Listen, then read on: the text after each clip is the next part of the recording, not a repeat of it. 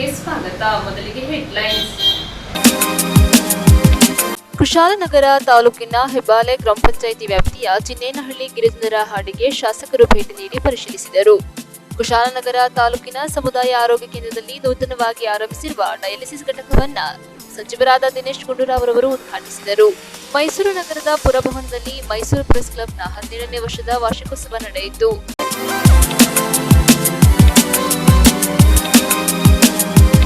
ಕುಶಾಲನಗರ ತಾಲೂಕಿನ ಸಮುದಾಯ ಆರೋಗ್ಯ ಕೇಂದ್ರದಲ್ಲಿ ನೂತನವಾಗಿ ಆರಂಭಿಸಿರುವ ಡಯಾಲಿಸಿಸ್ ಘಟಕವನ್ನು ಆರೋಗ್ಯ ಮತ್ತು ಕುಟುಂಬ ಕಲ್ಯಾಣ ಸಚಿವರಾದ ದಿನೇಶ್ ಗುಂಡೂರಾವ್ ರವರು ಉದ್ಘಾಟಿಸಿದರು. ಕುಶಾಲನಗರ ಸಮುದಾಯ ಆರೋಗ್ಯ ಆಸ್ಪತ್ರೆಗೆ ಮತ್ತು ಸೋಮವಾರಪೇಟೆ ತಾಲೂಕು ಆಸ್ಪತ್ರೆಗೆ ತಲಾ 1.75 ಕೋಟಿ ರು ಮತ್ತು ವಿರಾಜಪೇಟೆ ತಾಲೂಕು ಆಸ್ಪತ್ರೆಗೆ 2 ಕೋಟಿ ರು ಒಟ್ಟು ಸುಮಾರು 5 ಕೋಟಿ ರುನಷ್ಟು ಆಸ್ಪತ್ರೆ ಅಭಿವೃದ್ಧಿಗೆ ನೀಡಲಾಗುತ್ತಿದೆ ಎಂದು ಆರೋಗ್ಯ ಮತ್ತು ಕುಟುಂಬ ಕಲ್ಯಾಣ ಸಚಿವರಾದ ದಿನೇಶ್ ಗುಂಡೂರಾವ್ ತಿಳಿಸಿದರು. ಕೊಡಗು ಜಿಲ್ಲಾಡಳಿತ, ಜಿಲ್ಲಾ ಪಂಚಾಯತ್, ಜಿಲ್ಲಾ ಆರೋಗ್ಯ ಮತ್ತು ಕುಟುಂಬ ಕಲ್ಯಾಣ ಇಲಾಖೆ ವತಿಯಿಂದ ಕುಶಾಲನಗರ ಸಮುದಾಯ ಆರೋಗ್ಯ ಕೇಂದ್ರದಲ್ಲಿ ನೂತನವಾಗಿ ಆರಂಭಿಸಲಾಗಿರುವ ಡಯಾಲಿಸಿಸ್ ಘಟಕವನ್ನು ಉದ್ಘಾಟಿಸಿ ಮಾತನಾಡಿದರು. ರಾಜ್ಯದಲ್ಲಿ 219 ಡಯಾಲಿಸಿಸ್ ಕೇಂದ್ರಗಳನ್ನು ಆರಂಭಿಸಿ ಸುಮಾರು 800 ಯಂತ್ರಗಳನ್ನು ಅಳವಡಿಸಲಾಗಿದೆ.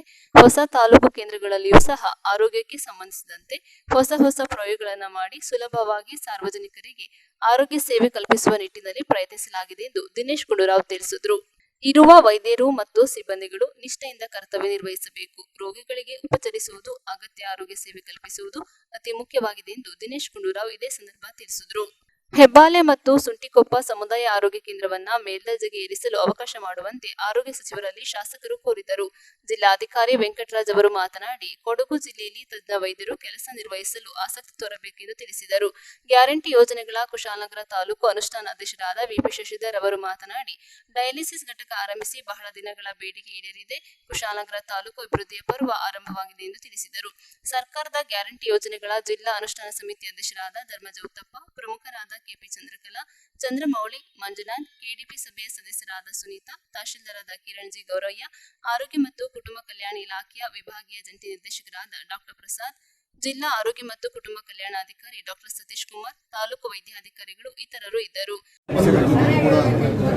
ಚರ್ಚೆ ಮಾಡ್ತಾರೆ. ಯಾಕಂದ್ರೆ ನೀರು ಮಳೆ ಬಂದಾಗ ಅಥವಾ ನೀರು ನಿಲ್ಲುವಂಥದ್ದಕ್ಕೆ ಅವಕಾಶ ಕೊಡಬಾರ್ದು. ಮತ್ತೆ ಎಲ್ಲ ಈ ನಗರ ಸ್ಥಳೀಯ ಸಂಸ್ಥೆಗಳಲ್ಲಿ ಮುನ್ನೆಚ್ಚರಿಕೆ ವಹಿಸಿ ಏನು ಒಳ್ಳೆ ಔಷಧಿಗಳಿದೆ ಅದನ್ನು ಕೂಡ ಉಪಯೋಗಿಸೋದಕ್ಕೆ ಕೂಡ ಅದನ್ನು ಹೇಳಿದ್ದೀವಿ. ಮತ್ತು ಏನು ಅದಕ್ಕೆ ಟ್ರೀಟ್ಮೆಂಟ್ಗೆ ಏನೇನು ಬೇಕು ಸೌಲಭ್ಯಗಳೆಲ್ಲ ಕೊಟ್ಟಿದ್ದೀವಿ. ಸೊ ಕಂಟ್ರೋಲಲ್ಲಿದೆ. ಈ ಟೈಮ್ ಸ್ವಲ್ಪ ಹೆಚ್ಚಾಗಿ ಆಗ್ತದೆ, ಅದನ್ನು ನಾವು ಕಂಟ್ರೋಲ್ ಮಾಡೋದಕ್ಕೆ ಎಲ್ಲ ಕಡೆ ಹೇಳ್ತಾ ಇದ್ದೀವಿ. ರಾಜ್ಯದಲ್ಲಿ ಎಲ್ಲ ಜಿಲ್ಲೆಗಳು, ವಿಶೇಷ ಚಿಕ್ಕಮಗಳೂರು ಮತ್ತು ಬೆಂಗಳೂರು ನಗರ ಇಲ್ಲಿ ಸ್ವಲ್ಪ ಹೆಚ್ಚಿದೆ ಕೇಸಸ್. ಆದರೂ ಎಲ್ಲ ಮುನ್ನೆಚ್ಚರಿಕೆ ಕ್ರಮ ತಗೊಂಡಿದ್ದೀವಿ. ಇವತ್ತಿನ ಕಾರ್ಯಕ್ರಮ ಏನಿತ್ತು? ಇವತ್ತು ಇಲ್ಲಿ ನಾವು ಏನು ಡಯಾಲಿಸಿಸ್ ಕೇಂದ್ರಗಳನ್ನು ಈಗ ಎಲ್ಲ ಇಡೀ ರಾಜ್ಯದಲ್ಲಿ ಎಲ್ಲ ಹೊಸ ತಾಲೂಕುಗಳು ಕೂಡ ಮಾಡೋದಕ್ಕೆ ನಾವು ಮಾಡಿದ್ದೀವಿ. ಮತ್ತು ಕೆಲವು ಏನು ತಾಲೂಕು ಹೆಡ್ ಕ್ವಾರ್ಟರ್ಸ್ ಇಲ್ಲದೇ ಇರತಕ್ಕಂಥ ಕೇಂದ್ರಗಳು ಕೂಡ ಡಯಾಲಿಸಿಸ್ ಕೇಂದ್ರಗಳನ್ನು ಮಾಡಿಸಿದ್ದೀವಿ. ಒಂದು ಹೊಸ ವ್ಯವಸ್ಥೆಯೇ ಕರ್ನಾಟಕ ರಾಜ್ಯ ತೊಗೊಂಬಂದಿದ್ದೀವಿ. ನೆಫ್ರೋ ಪ್ಲಸ್ ಏಜೆನ್ಸಿ ಮುಖಾಂತರ ನಾವು ಜನರಿಗೆ ಉಚಿತವಾದಂಥ ಡಯಾಲಿಸಿಸು ಸುಮಾರು 215 ಡಯಾಲಿಸಿಸ್ ಕೇಂದ್ರಗಳನ್ನು ರಾಜ್ಯದಲ್ಲಿ ಈಗ ಓಪನ್ ಮಾಡಿದ್ದೀವಿ. ಅದರಿಂದ ಒಳ್ಳೆಯ ಸೇವೆ ನೀಡುವಂಥ ವ್ಯವಸ್ಥೆಯನ್ನು ನಾವು ಮಾಡಿರೋದ್ರಿಂದ ಇವತ್ತು ಕುಶಾಲನಗರದಲ್ಲೂ ಈ ಡಯಾಲಿಸಿಸ್ ಕೇಂದ್ರದ ಉದ್ಘಾಟನೆಯನ್ನು ನಾವು ಇಟ್ಕೊಂಡಿದ್ದೇವೆ. ಅದ ನಂತರ ಕೆಲವು ನಮ್ಮ ಆರೋಗ್ಯ ಇಲಾಖೆ ಸಂಬಂಧಪಟ್ಟಿರ್ತಕ್ಕಂಥ ಇನ್ಸ್ಪೆಕ್ಷನ್ ಇಟ್ಕೊಂಡಿದ್ದೀವಿ. ಹೆಬ್ಬಾಳೆ ಮತ್ತು ಶ್ರೀರಂಗಾನ, ಶುಂಠಿಕೊಪ್ಪ, ಸೋಮವಾರಪೇಟೆ ಎಲ್ಲ ಕಡೆ ಭೇಟಿ ಕೊಟ್ಟು ಏನೇನು ಬೇಡಿಕೆಗಳಿದೆ, ಅಗತ್ಯ ಬೇಡಿಕೆಗಳು ಅದನ್ನು ಕೂಡ ಪರಿಶೀಲನೆ ಮಾಡಿ ಈ ವರ್ಷದಲ್ಲಿ ನಾವು ಎಷ್ಟು ಸಾಧ್ಯ ಆಗುತ್ತೆ ಅದನ್ನು ಕೂಡ ಮಾಡಕ್ಕೆ ತೊಗೊಂಡಿದ್ದೀವಿ.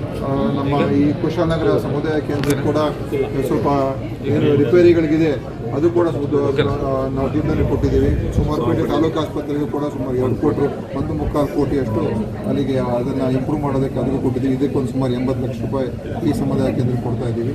ಮತ್ತು ಮಡಿಕೇರಿಯಲ್ಲಿರುವಂಥ ವಿರಾಜಪೇಟೆ ತಾಲೂಕು ಆಸ್ಪತ್ರೆ ಕೂಡ 1.25 ಕೋಟಿ ಅಲ್ಲಿಗೂ ಕೂಡ ಕೊಡ್ತಾ ಇದ್ದೀವಿ. ಮತ್ತು ಬೇರೆ ಇನ್ನೇನೇನು ನಾವು ತೊಗೊಳ್ಬೇಕು ಮುಂದೆ, ಯಾಕಂದರೆ ಹೆಚ್ಚು ನಮ್ಮ ಇಲ್ಲಿ ಬೇಕಾಗಿರುವಂಥದ್ದು ಸಿಬ್ಬಂದಿ ಕೊರತೆಯನ್ನು ನೀಗಿಸುವಂಥದ್ದಕ್ಕೆ ನಾವು ನಮ್ಮ ಇಲಾಖೆಯಲ್ಲಿ ವಿಶೇಷ ಕ್ರಮಗಳು ತೊಗೊಳ್ಳೋದನ್ನು ಕೂಡ ನಾವು ಈ ಸಲ ಮಾಡ್ತೀವಿ. ಸರ್, ಈಗ ಜಿಲ್ಲೆಯಲ್ಲಿ ಅದರಲ್ಲೂ ಸ್ಪೆಷಲಾಗಿ ರೂರಲ್ ಏರಿಯಾ ಏನಿದೆ ಅದರಲ್ಲಿ PHCಗಳಲ್ಲಿ ದೊಡ್ಡ ಸಂಖ್ಯೆಯಲ್ಲಿ ವೈದ್ಯರ ಕೊರತೆ ಇದೆ. ಅದಕ್ಕೆ ಸಂಬಂಧಪಟ್ಟಾಗಿ ಏನು ಕ್ರಮ? ಅದೇ ವೈದ್ಯರೀಗ ನಾವು ಒಂದೇನಂತ ಹೇಳಿದ್ರೆ ಈ ಕಡ್ಡಾಯ ಗ್ರಾಮೀಣ ಸೇವೆಯಲ್ಲೂ ಕೂಡ ಪೋಸ್ಟ್ ಮಾಡ್ತಾ ಇದ್ದೀವಿ. ಆಮೇಲೆ ಈಗ ಸರ್ಕಾರ ಮಟ್ಟದಲ್ಲಿ ನಾವು ಅದನ್ನು ಭರ್ತಿ ಮಾಡೋದಕ್ಕೆ ವೈದ್ಯರ ಮತ್ತು ಏನು ಬೇರೆ ಅನ್ಯ ಸಿಬ್ಬಂದಿ ಏನಿದೆ, ನರ್ಸ್ಗಳು, ಟೆಕ್ನಿಷಿಯನ್ಸು, ಅದನ್ನು ಕೂಡ ನಾವು ಈಗ ಒಂದು ನಿರ್ದಿಷ್ಟವಾದಂಥ ತೀರ್ಮಾನಗಳು ತಗೊಳ್ಬೇಕಾಗಿದೆ. ಯಾಕೆಂತ ಹೇಳಿದ್ರೆ ಮಾನವ ಸಂಪನ್ಮೂಲ ಭಾಳ ಮುಖ್ಯ ಆರೋಗ್ಯ ವ್ಯವಸ್ಥೆಗೆ. ಅದರಲ್ಲಿ ಭಾಳ ವರ್ಷಗಳಿಂದ ಕಳೆದ 5-6 ವರ್ಷ ಹಿಂದೆ, ಈ ಹಿಂದಿನ 5-6 ವರ್ಷದಲ್ಲಿ ಯಾವುದೇ ರೀತಿಯ ಒಂದು ನೇಮಕಾತಿಗಳಾಗಿಲ್ಲ. ಅದು ಇವತ್ತು ಇದಕ್ಕೆಲ್ಲ ಕಾರಣ ಆಗಿದೆ. ಹಿಂದಿನ ಸರ್ಕಾರದಲ್ಲೂ ಅವರು ಯಾವ ನೇಮಕಾತಿ ಕೂಡ ಮಾಡೋಕ್ಕೆ ಹೋಗಲಿಲ್ಲ. ಅದಕ್ಕೆ ಈಗ ಅದನ್ನೆಲ್ಲ ಮಾಡೋದಕ್ಕೆ ನಾವು ಪ್ರೊಸೆಸ್ ಮಾಡ್ತಾಯಿದ್ದೀವಿ. ನಮ್ಮ ಮುಖ್ಯಮಂತ್ರಿಯವರು ಕೂಡ ಇದ್ರ ಬಗ್ಗೆ ಖಂಡಿತವಾಗಿಯೂ ನಮಗೆ ಅದಕ್ಕೆ ಅನುಕೂಲ ಮಾಡಿಕೊಡ್ತೇವೆ ವಿಶ್ವಾಸ ಇದೆ. ಅದನ್ನು ಈಗ ಮುಂದಿನ ದಿವಸದಲ್ಲಿ ಅದನ್ನು ಇನ್ನೂ ಹೆಚ್ಚಾಗಿ ಎಲ್ಲ ಕಡೆ ಸಿಬ್ಬಂದಿ ಬರೋದಕ್ಕೆ ಮಾಡಬೇಕು. ಈಗ ಔಷಧಿಗಳ ಕೊರತೆ ಭಾಳ ಇತ್ತು. ಈಗ ಅದನ್ನು ನಾವು ಭಾಳಷ್ಟು ಈಗ ವ್ಯವಸ್ಥೆ ಸುಧಾರಣೆ ಮಾಡಿದ್ದೀವಿ.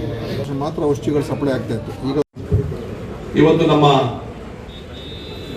ಆರೋಗ್ಯ ಇಲಾಖೆ ವತಿಯಿಂದ ನೆಫ್ರೋ ಪ್ಲಸ್ ಒಂದು ಪಬ್ಲಿಕ್ ಪ್ರೈವೇಟ್ ಪಾರ್ಟ್ನರ್ಶಿಪ್ ಮುಖಾಂತರ ಹೊಸ ತಾಲೂಕುಗಳಲ್ಲಿ ನೇಮಕ ಆದಂತ ಸಂದರ್ಭದಲ್ಲಿ ಡಯಾಲಿಸಿಸ್ ಯೂನಿಟ್ಸ್ಗಳಿಗೆ ನೆಫ್ರೋ ಪ್ಲಸ್ ವತಿಯಿಂದ ಒಂದು ನೂತನವಾಗಿ ಕಟ್ಟಡ ಉದ್ಘಾಟನೆಗೆ ನಮ್ಮ ಸಚಿವರು ನಾವು ಕಳೆದ ವಾರ ಅವರು ವಿಕಾಸಸೌಧದ ಕಚೇರಿಯಲ್ಲಿ ನಾವು ಮೀಟಿಂಗ್ ಕರೆದಾಗ ಸರ್ ಒಂದು 10 ನಿಮಿಷ ಬಂದು ನಿಮ್ಮ ತವರೂರಲ್ಲಿ ಉದ್ಘಾಟನೆ ಮಾಡ್ಕೊಳ್ಳಿ ಸರ್, ಇದು ಮುಂಚೆನೆ ಮಾಡಬೇಕಾಗಿತ್ತು, ಮಾತ್ರ ಅವ್ರ ಕೈಲೇ ನಾವು ಈ ರಿಬನ್ ಕಟ್ಟಿಂಗ್ ಉದ್ಘಾಟನೆ ಕಾರ್ಯಕ್ರಮ ಮಾಡಬೇಕು ಅಂತ ಅವ್ರು ಅಂದ್ಕೊಂಡಾದ್ಮೇಲೆ ನಾನು ಹಾಗೂ ನಮ್ಮ ಕಾರ್ಯಕರ್ತರ ಪರವಾಗಿ ಎಲ್ಲರಿಗೂ ನಿಮಗೆ ಅಭಿನಂದನೆಗಳು ತಿಳಿಸಕ್ಕೆ ಇಷ್ಟಪಡ್ತೀನಿ sir. Thank you for coming and inaugurating this program.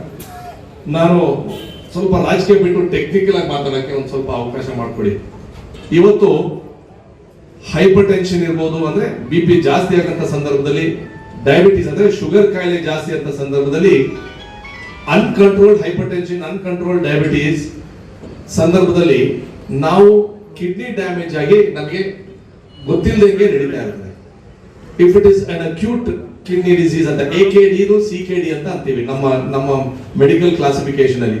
ಹಲವಾರು ಪೇಷಂಟ್ಸ್ಗಳು ಗೊತ್ತಿಲ್ಲದಂಗೆ ಅನ್ಕಂಟ್ರೋಲ್ಡ್ ಡಯಾಬಿಟೀಸ್ ಇರ್ಬೋದು, ಅನ್ಕಂಟ್ರೋಲ್ಡ್ ಹೈಪರ್ ಟೆನ್ಷನ್ ಇಂದ ಸಂದರ್ಭದಲ್ಲಿ ಆ ಸಣ್ಣ ರಕ್ತದ ನರದಿಂದ ನಮ್ಮ ಕಿಡ್ನೀಸ್ ಡ್ಯಾಮೇಜ್ ಆಗ್ತಾ ಇರ್ತದೆ.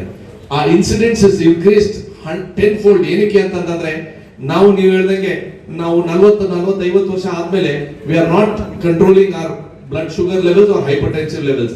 ಅದಕ್ಕೋಸ್ಕರ ಈ ತರ ನೆಫ್ರಾಟಿಕ್ ಸಿಂಡ್ರೋಮ್ ಇರ್ಬೋದು, ಕ್ರಾನಿಕ್ ಕಿಡ್ನಿ ಡಿಸೀಸ್ ಇರ್ಬೋದು, ಹಲವಾರು ಕಿಡ್ನಿ ಸಂಬಂಧ ರಿಲೇಟೆಡ್ ಡಿಸೀಸ್ ಅಲ್ಲಿ ರೂರಲ್ ಲಿಮಿಟ್ಸ್ ಅಲ್ಲೂ ಜಾಸ್ತಿ ಆಗ್ತದೆ. ಅದಕ್ಕೋಸ್ಕರ ಸರ್ ನೀವು ನಮ್ಮ ಡಿಪಾರ್ಟ್ಮೆಂಟ್ ಅಲ್ಲಿ ನೀವು ಬರೀ ತಾಲೂಕು ಮಟ್ಟದಲ್ಲಿ ಮಾಡೋದು ಏನು ತಪ್ಪೇನಿಲ್ಲ ಸರ್, ಬಟ್ PHC ಲೆವೆಲ್ ಅಲ್ಲೂ ನೀವು ಒಂದು ಇನಿಷಿಯೇಟಿವ್ ತಗೊಂಡ್ರೆ ಕೆಲವು ಏರಿಯಾಗಳಲ್ಲಿ there is higher incidence of.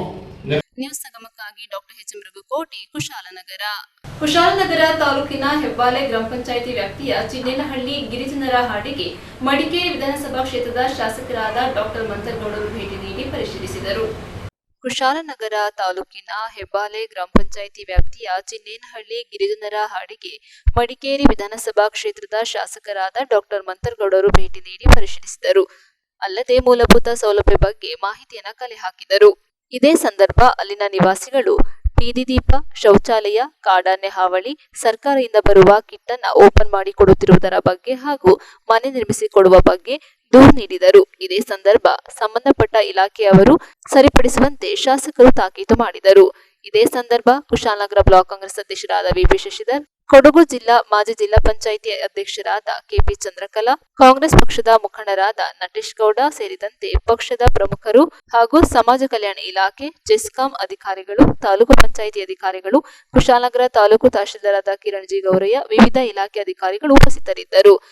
ನೋಡಮ್ಮ, ನಾವು ಯಾಕೆ ಬಂದಿದ್ದೀವಿ ಅಂತ ಹೇಳ್ತೀನಿ ಕೇಳಿ. ನಾವು ರಾಜಕಾರಣಿಗಳು 5 ವರ್ಷಕ್ಕೆ ಒಂದ್ಸಲಿ ಚುನಾವಣೆ ಬರ್ತೀವಿ ಅಂತ ನೀವು ಹೇಳ್ತೀರಾ, ಆಮೇಲೆ ನಮಗೂ ಬೈತೀರಾ, ಯಾರು ಬಂದರೂ ಬೈತೀರಾ.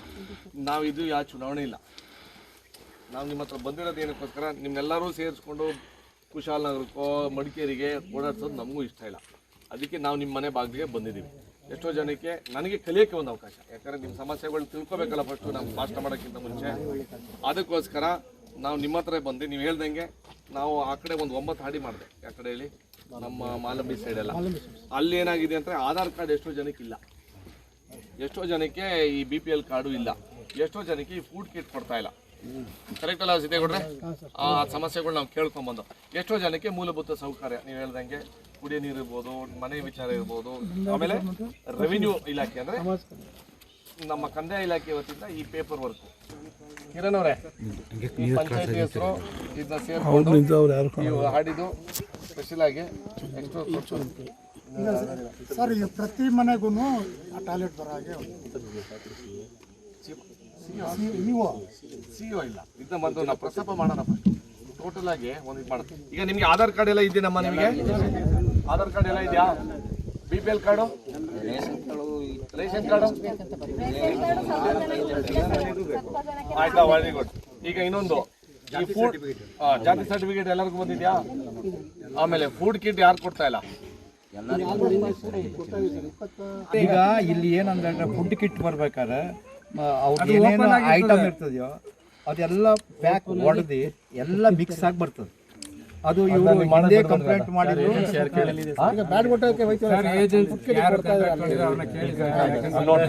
ಈಗ ಒಂದು ನಿಮಿಷ, ನಾನು ನಿಮಗೆ ಒಂದು ಯಾರು ಕೇಳಿದ್ರು ಏಜೆನ್ಸಿ ಇವರೇ ಡಿಸ್ಟ್ರಿಬ್ಯೂಷನ್ ಏಜೆನ್ಸಿ ಅವ್ನ ಏಜೆನ್ಸಿ ಅವ್ನಿಗೆ ಇವ್ರಿಗೆ ಸಪ್ಲೈ ಮಾಡೋದು, ಇವ್ರಿಗೆ ಕೊಡೋದು ಅವ್ನ ಏಜೆನ್ಸಿ. ಅವ್ನು ಯಾವನ ಕರೀರಿ, ಸಾಯಂಕಾಲ ಕರೀರಿ. 14 ವರ್ಷದಿಂದ ಒಬ್ಬನೇನೆ ಚೇಂಜ್ ಯಾರಿಗೂ ಹೇಳೋದು ಇಲ್ಲ, ಏನಿಲ್ಲ, ಅವನೇನೆ ಕಂಟಿನ್ಯೂ. ಒಂದು ನಿಮಿಷ, ಮೊನ್ನೆ ನಾವು ಲಾಸ್ಟ್ ಇಯರ್ ಕೊಟ್ಟು ಈ ಸಲ ನಾನು ಚೆಕ್ ಮಾಡ್ತೀನಿ ನಾಳೆ ಮಟ್ಟೇನು ಪ್ಲಸ್ ಎಲ್ಲ ಏನೇನು ಫುಡ್ ಕಿಟ್. ಆಮೇಲೆ ನೋಡಿ, ನಾನು ನಿಮ್ಗೊಂದು ಹೇಳ್ತೀನಿ ಕೇಳಿ. ಏ ಸಿದ್ದೇಗೌಡ್ರೆ, ನಿಮ್ಮ ಹತ್ರ ಯಾರಾದ್ರೆ ಆ ಒಡೆದೋಗಿರೋಂಥ ಫುಡ್ ಕಿಟ್ಟು ಇಲ್ಲ ಅಂದ್ರೆ ನೀವು ಹೇಳ್ದಂಗೆ ಪ್ಯಾಕ್ ಆಗಿಲ್ದಿದ್ದಂಥವ್ರು ನೀವು ಸ್ವೀಕಾರ ಮಾಡಕ್ ಹೋಗಬೇಡಿ. ಅರ್ಥ ಆಯ್ತಾ ಸಿದ್ದೇಗೌಡ್ರೆ? ಇದಂತೂ ಯಾಕಂದ್ರೆ ಕಳ್ತನ ಹೀಗೆ ಆಯ್ತದೆ. You don't let that happen. ಯಾರು ಇದ್ರೆ ಊರವ್ರು ಅಣ್ಣ ಇರಬೇಡ, ನೀವು ಒಂದು ಸ್ವಲ್ಪ ಸೀರಿಯಸ್ ಆಗಿ ಅದನ್ನ ಸ್ವೀಕಾರ ಮಾಡಕ್ ಹೋಗಬೇಡಿ. ಅರ್ಥ ಆಯ್ತಾ? ಆ ತರ ಹೊಡೆದಿದ್ದಂಥ ಸಂದರ್ಭದಲ್ಲಿ ನಮ್ಮ ಹತ್ರ ಹೇಳಿ ಗಮನಕ್ಕೆ ತಗೊಂಬನ್ನಿ, ಇಮಿಡಿಯೇಟ್ ಆಗಿ ಅದನ್ನ ಬದಲಾವಣೆ ಮಾಡ್ಸಕ್ ನಾವು ಜವಾಬ್ದಾರಿ ತಗೊಂಡು. ಆಯ್ತಾ? ನ್ಯೂಸ್ ಸಂಗಮಕ್ಕಾಗಿ ಡಾಕ್ಟರ್ HM ರಘುಕೋಟಿ, ಕುಶಾಲನಗರ. ಕುಶಾಲನಗರ ಪಟ್ಟಣದ ಗಾಯತ್ರಿ ಕಲ್ಯಾಣ ಮಂಟಪದಲ್ಲಿ ನಂಬರ್ 122ನೇ ಪ್ರಾಥಮಿಕ ಕೃಷಿ ಪತ್ತಿನ ಸಹಕಾರ ಸಂಘ ನಿಯಮಿತದ ವತಿಯಿಂದ 2023-24ನೇ ಸಾಲಿನ 103ನೇ ವಾರ್ಷಿಕ ಮಹಾಸಭೆ ನಡೆಯಿತು. ಕುಶಾಲನಗರ ಪಟ್ಟಣದ ಗಾಯತ್ರಿ ಕಲ್ಯಾಣ ಮಂಟಪದಲ್ಲಿ ನಂಬರ್ 122ನೇ ಪ್ರಾಥಮಿಕ ಕೃಷಿ ಪತ್ತಿನ ಸಹಕಾರ ಸಂಘ ನಿಯಮಿತದ ವತಿಯಿಂದ 2023-24ನೇ ಸಾಲಿನ 103ನೇ ವಾರ್ಷಿಕ ಮಹಾಸಭೆಯು ಅಧ್ಯಕ್ಷರಾದ TR ಶರವಣಕುಮಾರ್ ಅವರ ಅಧ್ಯಕ್ಷತೆಯಲ್ಲಿ ನಡೆಯಿತು. ವೇದಿಕೆಯಲ್ಲಿ ಉಪಾಧ್ಯಕ್ಷರಾದ VS Anand Kumar, ನಿರ್ದೇಶಕರುಗಳಾದ PB Yathish, PA Abdul Khader, HM Madhusudan, DV Rajesh, Jagadish, Ganesh, Madhukumar, Ramakrishnaiah, Kavita, Netravati ಹಾಗೂ ಮುಖ್ಯ ಕಾರ್ಯನಿರ್ವಹಣಾಧಿಕಾರಿ BB ಲೋಕೇಶ್, ವ್ಯವಸ್ಥಾಪಕರು ಶ್ರೀಮತಿ CN ಬಬಿತಾ ಸೇರಿದಂತೆ ಮತ್ತಿತರರು ಉಪಸ್ಥಿತರಿದ್ದರು. ಇದೇ ಸಂದರ್ಭ 2023-24ನೇ ಸಾಲಿನ ಲಾಭ ವಿಲೇವಾರಿ ಬಗ್ಗೆ ಚರ್ಚಿಸಲಾಯಿತು.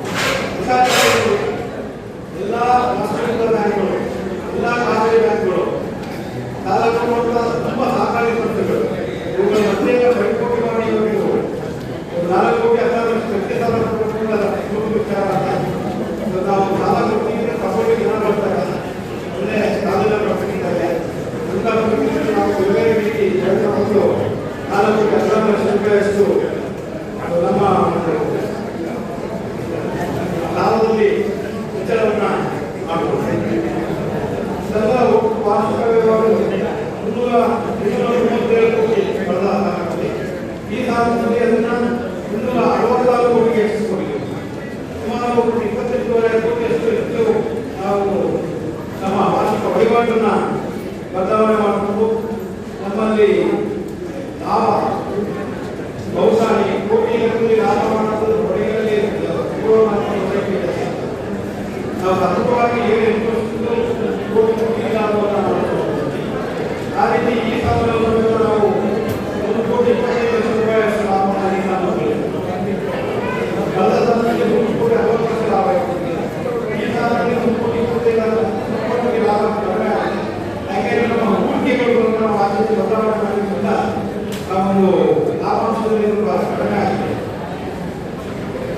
ಬಿಟ್ಟರೆ ನಾವು ಈ ವರ್ಷ ಈಗ ನಮ್ಮನ್ನ ಬೆಳೆಸಲು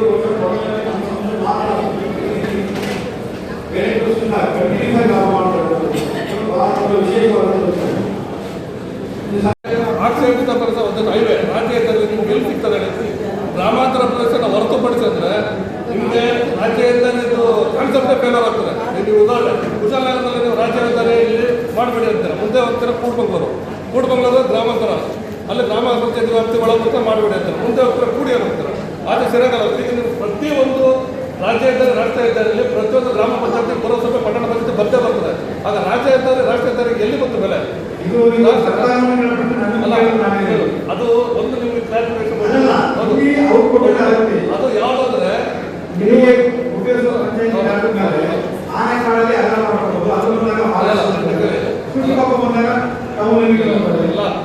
ಸಣ್ಣ ಕನ್ಫ್ಯೂಸನ್ ಬಿಡ್ತೀನಿ ನಾನು ಹೇಳ್ತಾರೆ ಸರಿ ಅಂತ ವಾದ ಮಾಡ್ತೀನಿ. ಅದು ನೀವು ಏನು ಈ ಆಕ್ಷೇಪಿತ ಪ್ರದೇಶ ಅಂತೀರ, ಈಗ ಎಲ್ಲರೂ ದೊಡ್ಡ ರಸ್ತೆ ಒಳಗಡೆ ಏನು ಗ್ರಾಮ ಪಂಚಾಯತ್ ಒಳ ರಸ್ತೆ ಇದೆ ಅದು ನೀವು 6 ಮೀಟರ್ 12 ಮೀಟರ್ ತೋರಿಸಿ. ನ್ಯೂಸ್ ಸಂಗಮಕ್ಕಾಗಿ ಡಾಕ್ಟರ್ ಎಚ್.ಎಂ. ರಘುಕೋಟಿ, ಕುಶಾಲನಗರ. ಮೈಸೂರು ನಗರದ ಪುರಭವನದಲ್ಲಿ ಮೈಸೂರು ಪ್ರೆಸ್ ಕ್ಲಬ್ನ 17ನೇ ವಾರ್ಷಿಕೋತ್ಸವ ಹಮ್ಮಿಕೊಳ್ಳಲಾಗಿತ್ತು. ಮೈಸೂರು ಪ್ರೆಸ್ ಕ್ಲಬ್ ವತಿಯಿಂದ ಪುರಭವನದಲ್ಲಿ ನಡೆದ 17ನೇ ವಾರ್ಷಿಕೋತ್ಸವದಲ್ಲಿ ಕೆಆರ್ಪೇಟೆ ಎಪಿಎಂಸಿ ಮಾಜಿ ಅಧ್ಯಕ್ಷ ಉದ್ಯಮಿ ಡಾಕ್ಟರ್ ಎಂಪಿ ಲೋಕೇಶ್ ಅವರನ್ನ ಸನ್ಮಾನಿಸಿ ಗೌರವಿಸಲಾಯಿತು.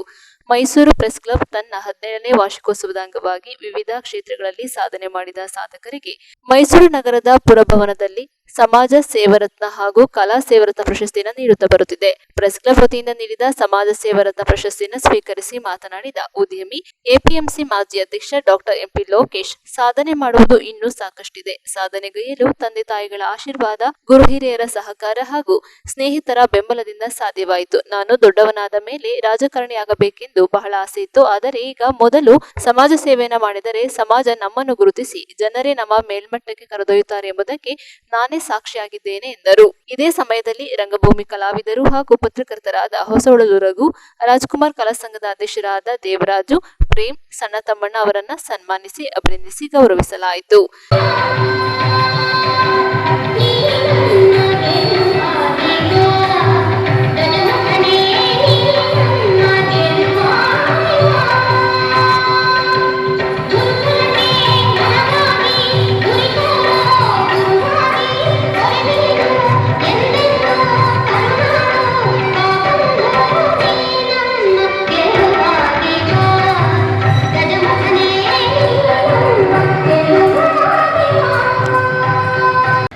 ನಮ್ಮ ಪುಟ್ಟಸ್ವಾಮಿ ಅವ್ರನ್ನ ನೆನೆಯಲೇಬೇಕಾಗ್ತದೆ. ಯಾಕೆಂದರೆ ಹಲವಾರು ಕಾರ್ಯಕ್ರಮ ಮಾಡ್ಕೊಂಡು ಬರ್ತಾ ಇದ್ದೀನಿ. ಒಂದು ಸರ್ವಿಸ್ ಓರಿಯೆಂಟೆಡ್ ಮಾಡೋದು ತುಂಬ ಕಷ್ಟ.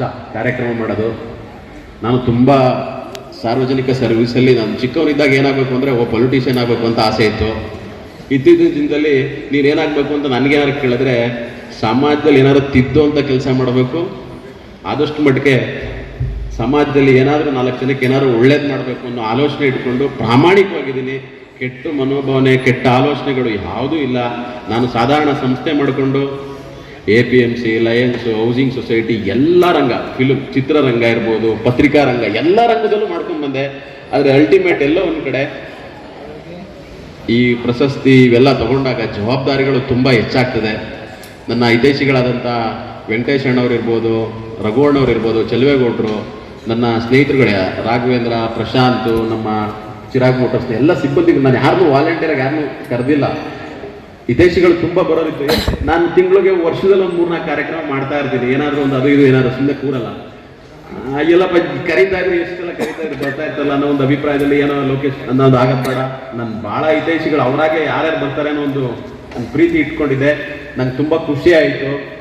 ನಾಳೆ ನಮ್ಮ ಪುಟ್ಟಸ್ವಾಮಿ ಅವ್ರ ಜೊತೆ ನಾನು ಅವತ್ತಿಂದನೂ ಇವತ್ತಿನವರೆಗೂ ನಿಂತ್ಕೊಂಡಿದ್ದೀನಿ. ಪತ್ರಿಕಾ ಉದ್ಯಮದಲ್ಲಿ ನನ್ನ ಕೈಲಾಗ ಸರ್ವಿಸ್ ಮಾಡಿದ್ದೀನಿ. ಅವರು ಮಾಡ್ಕೊಂಡು ಹೋಗ್ತಾ ಇದ್ದಾರೆ ಪತ್ರಿಕೆ. ನಾನು ಅವ್ರ ಜೊತೆ ಇನ್ವಾಲ್ವ್ ಆಗಿದ್ದೀನಿ.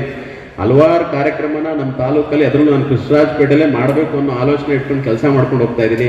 ಈ ವೇದಿಕೆ ಕರೆದು ನನಗೆ 2 ಮಾತಾಡೋಕ್ಕೆ ಅವಕಾಶ ಮಾಡಿದ್ದಕ್ಕೆ ವೆಂಕಟೇಶ್ ಅಣ್ಣವ್ರಿಗೆ ಆಭಾರಿಯಾಗಿರ್ತೀನಿ. ಮುಂದೆ ಯಾವುದೇ ನೀವು ಕೆಲಸ ಹೇಳಿದ್ರು ನಿಮ್ಮ ಜೊತೆ ಮೆಸೇಜ್ ಪಾಸ್ ಆಗುತ್ತೆ ಪಬ್ಲಿಕ್. ಇವತ್ತನ್ನು 17 ವರ್ಷ ಈ ಕಾರ್ಯಕ್ರಮ ಮಾಡಬೇಕು ಅಂತ ಹೇಳಿದ್ರೆ ಅದಕ್ಕೆ ಎಲ್ಲ ರೀತಿಯ ಸಪೋರ್ಟು ಕೂಡ ಬೇಕು.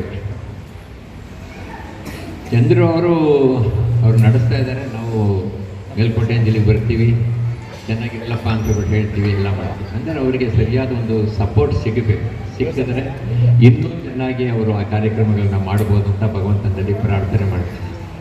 ಮುಖ್ಯವಾಗಿ ಅಷ್ಟೇ, ಕಲಾವಿದರು ಯಾರೇ ಆಗಲಿ ಅವರನ್ನು ಗುರುತಿಸಿ ಈ ಒಂದು ಸ್ಟೇಜ್ ಕೊಟ್ಟು ಅವರನ್ನು ನಮ್ಮ ಪಬ್ಲಿಕ್ಕಿಗೆ ತೋರಿಸುವಂಥ ಕಾರ್ಯಕ್ರಮ ಚಂದ್ರವರು ಬಹಳ ಮಾಡ್ತಾರೆ. ಅವ್ರ ಹಿಂದೆ ಏನು ನೋವಿದೆ ಅಂತ ನಮಗೆ ಯಾರಿಗೂ ಗೊತ್ತಾಗಲ್ಲ, ಬಟ್ ಅದರ ಸುಖವನ್ನು ನಾವು ಕಾಣ್ತಾ ಇರ್ತೀವಿ. ಅದಕ್ಕೋಸ್ಕರ ಸುಖನೇ ಮುಖ್ಯ ಅಲ್ಲ, ಅವ್ರಿಗೂ ಕೂಡ ಎಲ್ಲ ರೀತಿಯಲ್ಲ ಸಹಕಾರ ನಾವು ಕೊಡಬೇಕು ಅಂತ ಹೇಳೋದೊಂದರಿಗೆ ನನ್ನ ಮಾತನ್ನು ಮುಕ್ತಾಯ ಮಾಡ್ತೇನೆ. ನ್ಯೂಸ್ ಸಂಗಮಕ್ಕಾಗಿ doctor K R Neelakantha, KR Pete.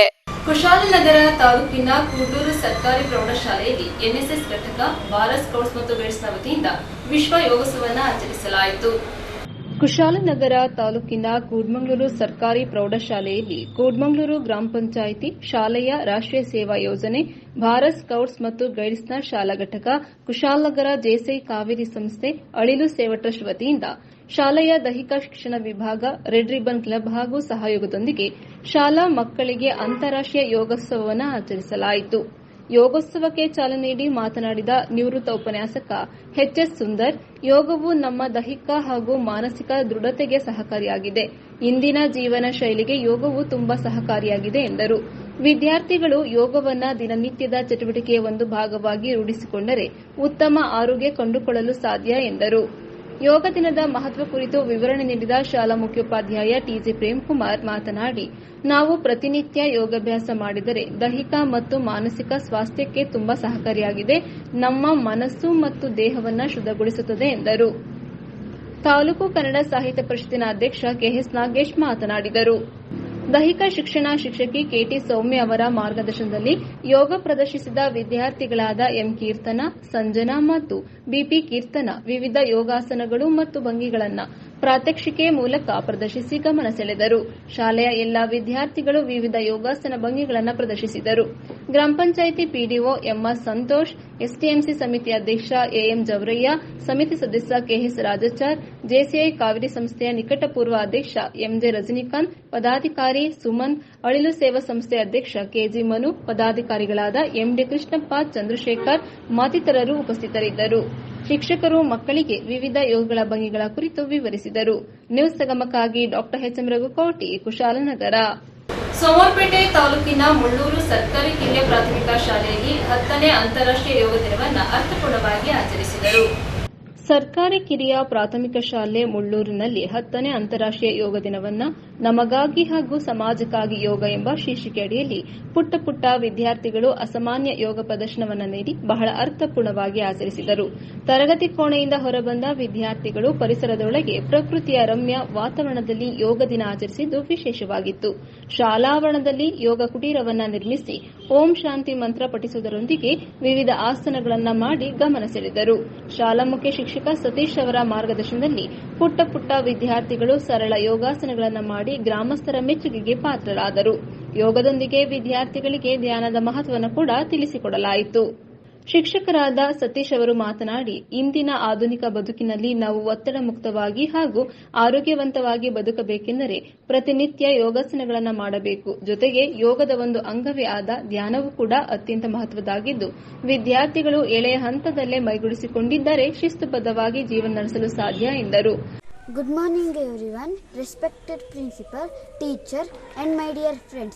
The International Yoga Day is celebrated on 21st June in every year.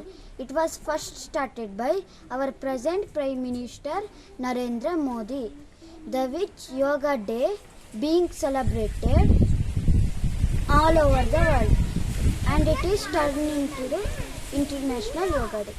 Yoga is a beautiful physical, mental and spiritual practice that is adopted in India. After which Yoga Day started being celebrated all over the world and is turned into International Yoga Day.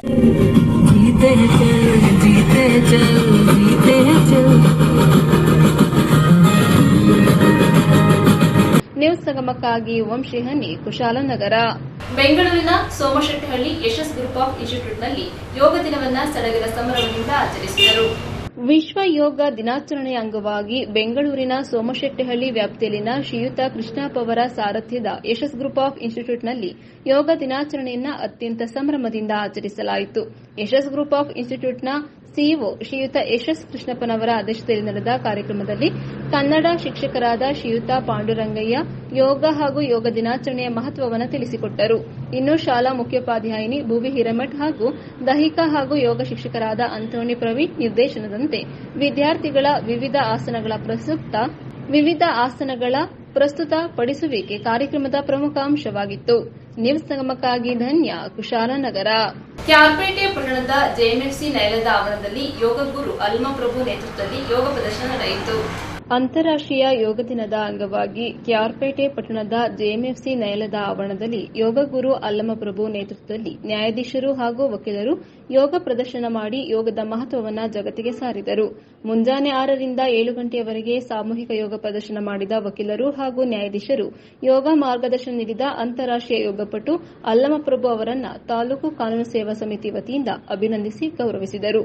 ಆರೋಗ್ಯವಂತ ಜೀವನಕ್ಕೆ ಯೋಗವು ಸಂಜೀವಿನಿಯಾಗಿದೆ. ಆದ್ದರಿಂದ ಯುವಜನರು ವ್ಯರ್ಥವಾಗಿ ಕಾಲಹರಣ ಮಾಡದೆ ಯೋಗವನ್ನ ಜೀವನದ ಅವಿಭಾಜ್ಯ ಅಂಗವನ್ನಾಗಿ ಮಾಡಿಕೊಂಡು ಯೋಗದಿಂದ ಸದೃಢ ಆರೋಗ್ಯವನ್ನ ರೂಢಿಸಿಕೊಳ್ಳಬೇಕೆಂದು ನ್ಯಾಯಾಧೀಶರಾದ ಶಕುಂತಲಾ ಮನವಿ ಮಾಡಿದರು. ವಕೀಲರ ಸಂಘದ ಅಧ್ಯಕ್ಷರಾದ ಎನ್ಆರ್ ರವಿಶಂಕರ್ ಮಾತನಾಡಿದರು.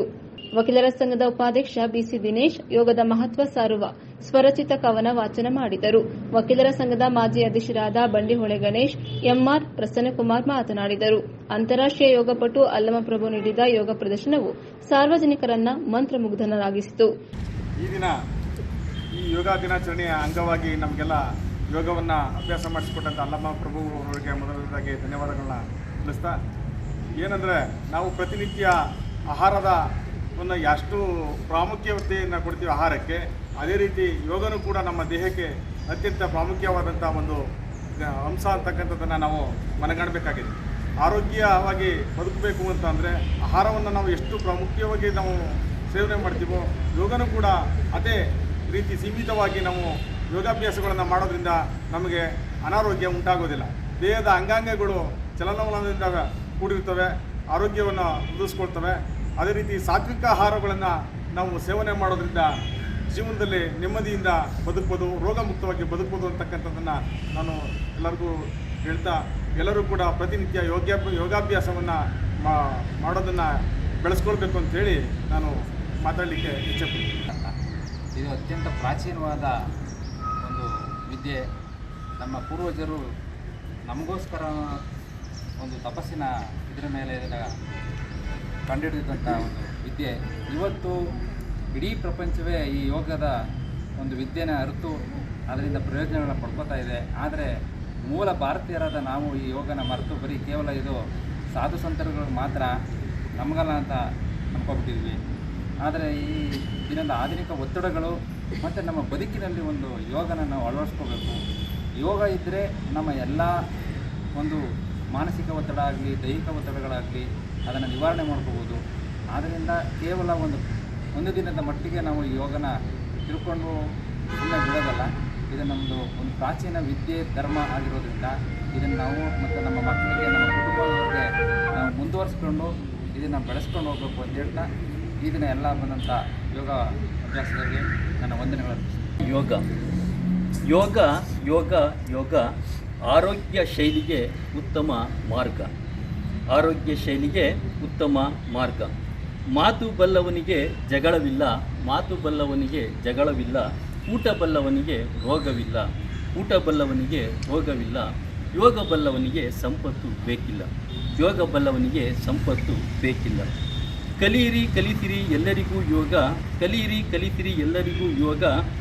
ನಕಾರಾತ್ಮ ಚಿಂತನೆಗೆ ಇಲ್ಲಿಲ್ಲ ಜಾಗ, ನಕಾರಾತ್ಮ ಚಿಂತನೆಗೆ ಇಲ್ಲಿಲ್ಲ ಜಾಗ. ಸಕಾರಾತ್ಮ ಚಿಂತನೆಗೆ ಬೇಕೇ ಬೇಕು ಯೋಗ, ಸಕಾರಾತ್ಮ ಚಿಂತನೆಗೆ ಬೇಕೇ ಬೇಕು ಯೋಗ. ಎಲ್ಲಿರುವುದು ಯೋಗ ಅಲ್ಲಿರುವುದು ಕ್ಷೇಮ, ಎಲ್ಲಿರುವುದು ಯೋಗ ಅಲ್ಲಿರುವುದು ಕ್ಷೇಮ. ಎಲ್ಲಿಲ್ಲ ಯೋಗ ಅಲ್ಲಿ ತುಂಬಿರುವುದು ಕ್ಷಾಮ, ಎಲ್ಲಿಲ್ಲ ಯೋಗ ಅಲ್ಲಿ ತುಂಬಿರುವುದು ಕ್ಷಾಮ. ಸದೃಢ ಮನಸ್ಸಿಗೆ ಮೈಯಿಗೆ, ಸದೃಢ ಮನಸ್ಸಿಗೆ ಮೈಯಿಗೆ ಯೋಗವೇ ಧಾಮ, ಸದೃಢ ಮನಸ್ಸಿಗೆ ಮೈಯಿಗೆ ಯೋಗವೇ ಧಾಮ.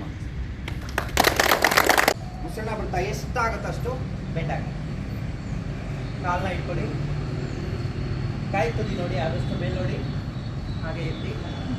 ಮಂಡಿ ಮಾತ್ರ ಫೋಲ್ಡ್ ಮಾಡಿಬಿಡಿ, ಹಾಗೆ ಇರಿ.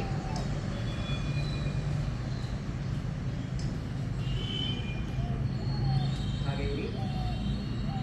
ನಿಧಾನಕ್ಕೆ ಉಸಿರನ್ನ ತಗೊಂಡು ವಾಪಸ್ ಬನ್ನಿ.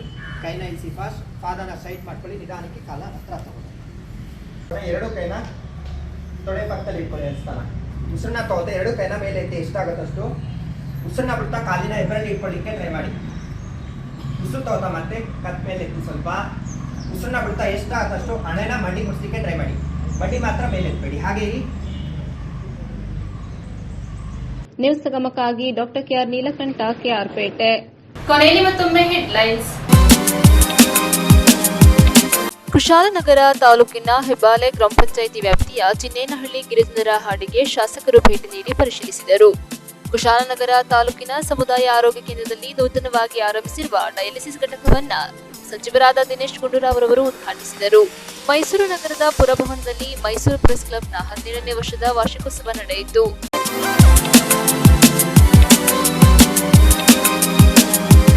ಇಲ್ಲಿಗೆ ನ್ಯೂಸ್ ಸಂಗಮ ಮುಕ್ತಾಯವಾಯಿತು. ಸುದ್ದಿ, ಮಾಹಿತಿ, ಮನರಂಜನೆಗಾಗಿ ನೋಡ್ತಾ ಇರಿ ಸಂಗಮ ಟಿವಿ. ವದನೆಗಳೊಂದಿಗೆ ಸುಪ್ರೀತಾ ಎಲ್ಎನ್.